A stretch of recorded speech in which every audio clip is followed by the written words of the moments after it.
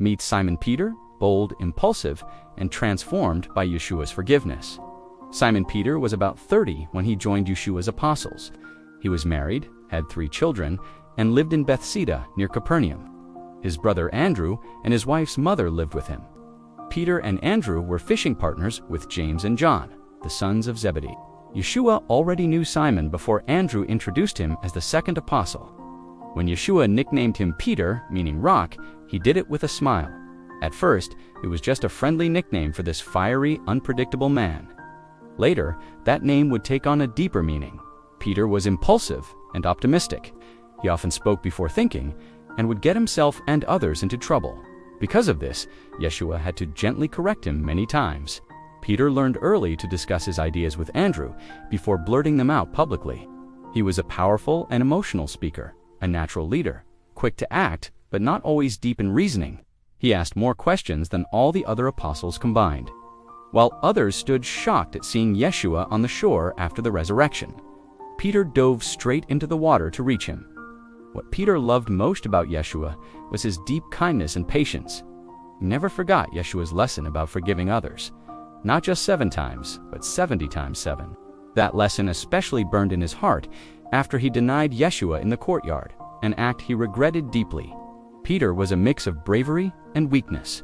He could fight off a direct attack, but was crushed by ridicule. He loved Yeshua fiercely, but still denied him 3 times when pressured. Yet, after being forgiven, Peter's heart burned so brightly that he became a beacon of faith to thousands. Peter was also the first to openly defend the work of other missionaries, like Philip among the Samaritans and Paul among the Gentiles, though he sometimes reversed himself out of fear of criticism. He confessed Yeshua's divine and human nature before anyone else, but was also the first after Judas to deny him. Peter's leadership didn't end after the crucifixion.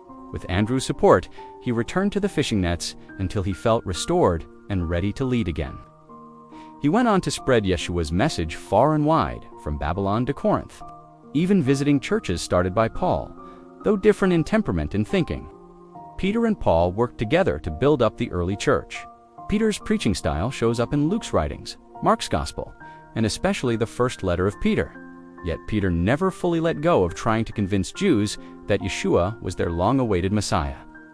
Mixing that view with his belief in Yeshua as the world's Redeemer and the Son of God, Peter's wife was a courageous partner in his ministry. She traveled with him and worked among the women's group. When Peter was condemned to death in Rome, she too was martyred, thrown to the wild beasts in the arena. In the end, Peter, the passionate friend of Yeshua, went out from Jerusalem preaching with power until the very end of his life. When told he would die like his master, he counted it an honor. And so Simon Peter was crucified in Rome. Don't miss the journey of Yeshua's apostles.